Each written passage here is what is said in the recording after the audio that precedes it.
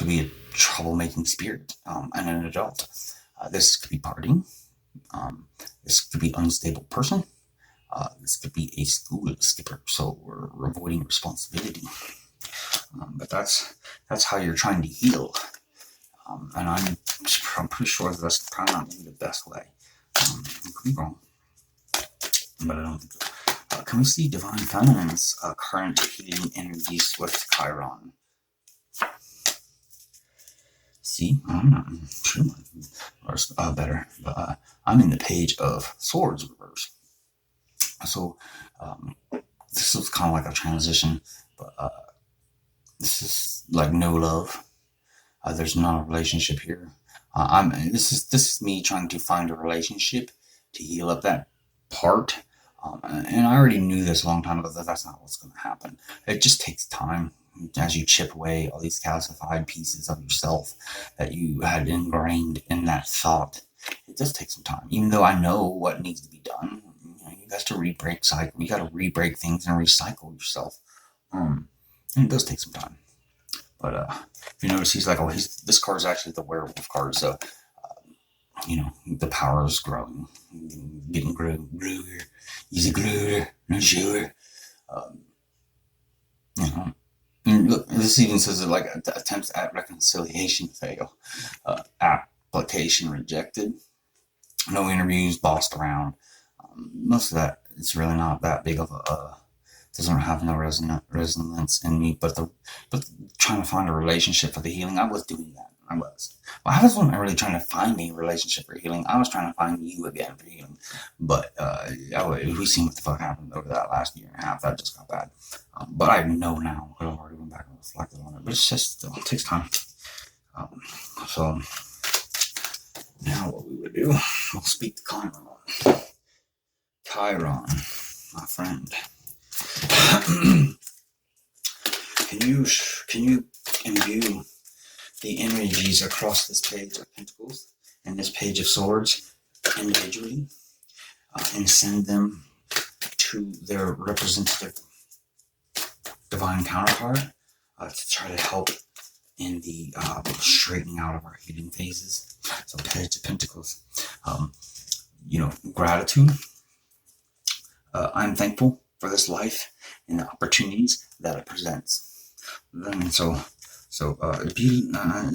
Chiron's telling you you're going to heal if you can just really just live your life a little bit more, no matter what. No matter what, I do not give a shit what hardship. There's no point that you should not love your life. This is a holy gift. You should love this thing, no matter what. And it's like, yeah, but I'm going through these hard times. But listen to me.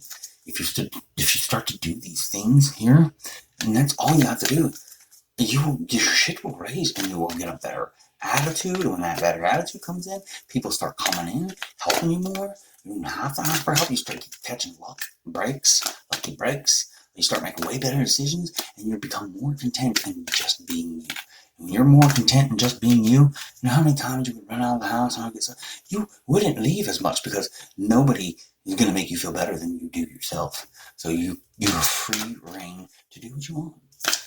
And if you find that lucky person that makes you feel great, you're gonna get into that energy where you're not gonna be leaving all the time. You just not gonna want to. You've not felt the vibrations out there. There's some good ones out there, but they never are perfect like you have it set up at your home because you felt through those. You felt those. You set those up. You did what you had to do for yourself to be in alignment, like divine feminine and divine masculine. Like, I'm not going to come to my divine partner because the potential for divine partners is through the roof. There were ascended masters, but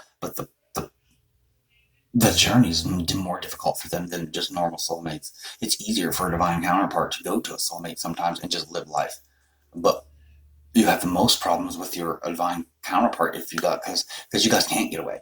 You want to, even at times you want to, and you will, but you always come back. You always have to look at each other, and you were always having, and then you come back with that like triple, that 3-layer cake of bullshit. So it's best. That's why I'm sitting here trying to talk to you to get this done, because even if we're not going to be together, we're going to be around each other. This is just how the fuck it works. I got kids to raise, and when I said I loved you, I meant it. I don't want to see you in a bad way. But I gotta watch my own boundaries because I will end up again in fucking codependency. And we already seen running from that too. So why would I want to be in a codependent state that just makes me feel like shit that you're gonna run from regardless anyway? I'd get out of codependency, be in a much better, happier state for myself. And if you run, you run. I'm not in pain then because I'm still good and I'm not attached. I'm not codependent. Still love you, but that's the difference. That is the difference. That is the big difference in what I am now. Anyway, Chiron, can we send that over to the feminine? She needs patience. Patience, just wait it out. So maybe you are actually understanding this journey a little bit, and I actually have been getting on my Facebook and reading some shit and letting it sink in.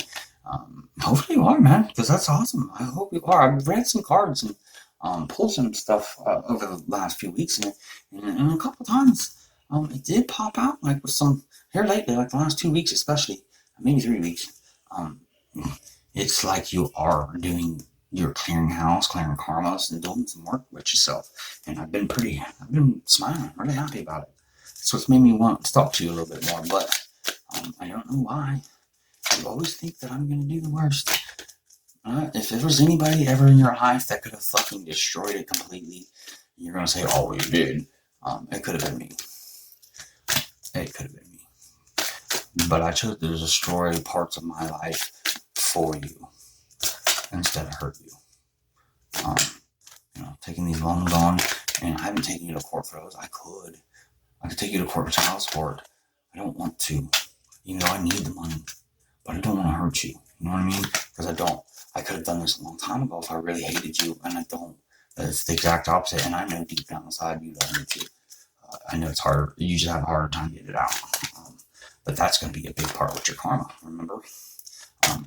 Learning how to get it out and actually articulate it out. And when you do, you're going to feel so fun. It's all stuck in your fucking solar plexus. You're pushing it down so your root, your sacral, and your solar plexus are all fucking calcified and blocked up. So your only release of energy, and I don't take this in any bad way whatsoever, because this is just how it works. Your only release of energy is when you are boning, when you're having sex, or you're playing with yourself. You're using orgasms and you're stimulating your root chakra. But yeah, it's much more healthier to just go ahead and send out that love and let everything rise up into your third eye and out your crown, and just have it be like a fucking straight shot of energy. And then, oh boy, the feelings of everything get better. Ooh, freedom. I fell across your shark. So this was your grounding. Okay, so this is, I just learned a little something here. Now I can actually apologize. So, remember how you were always like, I just gotta drive around. Well, I was just talking to you, and this thing flew out of my hand and right on top of the shark, and it says freedom. So it's like the shark's free out in the water, a wide open water, and it's just swimming where it wants to go. And it's as soon as I seen this hit that shark, I immediately thought you driving around in your car. So freedom. I possess the power and the free will to create my own happiness. And that is that grounds you. So now, I can see this all playing out, and I was blind before. So I can kind of see how that, the driving around does help you. But I'm not dumb too. I can always felt your energies. That wasn't what you were always doing. You probably did it often, but that's not what you were always doing. You used that excuse a lot, and I seen through it. Like there's times I figured you probably were, but it was this time. Because not every time was. I know it wasn't. And, don't tell me that I don't feel what I feel around you. That's why it's always been, that's why I always try to call you out on shit. And I'm sure I've been right and wrong and not. But if I was wrong, then I was wrong, man. I just felt the energy wrong. But I wanted to do one more right here. And it's going to be a dope one, too. So, it's the Lightworkers Oracle. All right, Spirit. For all the energy that's on this table, for the connection between this divine masculine and this divine feminine, for all the lessons that were learned and not learned, for all the understanding that's needed, can we see a good, positive energy from this deck that is your truth, Spirit, right here. Show me your truth on the surface of this Saturn card. What is your truth for us? What is your master wisdom?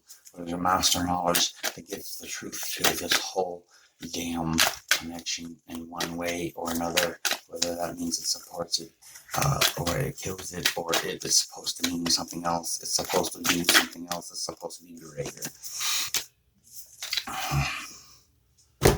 Alright, so his Grandmaster advice and Saturn's truth from Spirit for our little thing here is number 26. Key of light. So you see this thing is kind of reaching down like with that man on his leg or on his knees, and he's reaching up, grabbing that key to the light.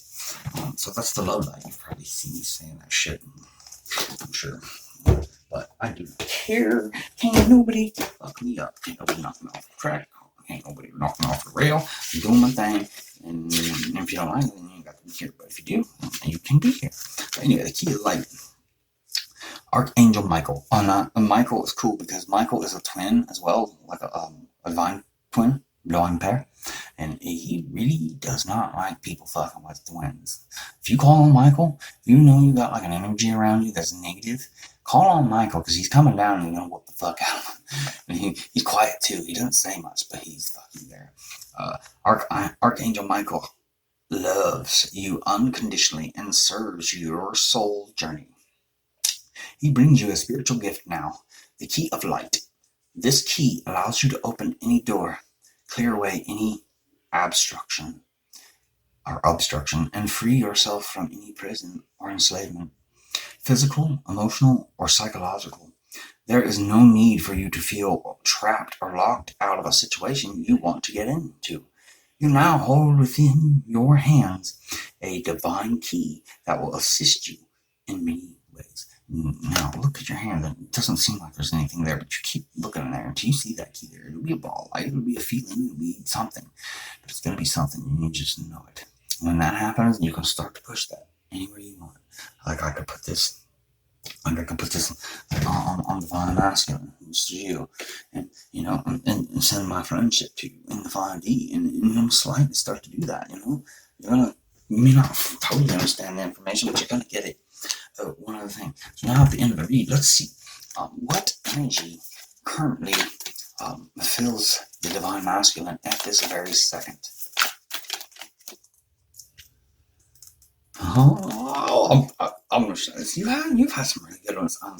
I got this one the other day, and when I got it, it's fun. Divine feminine. What energy is she currently in?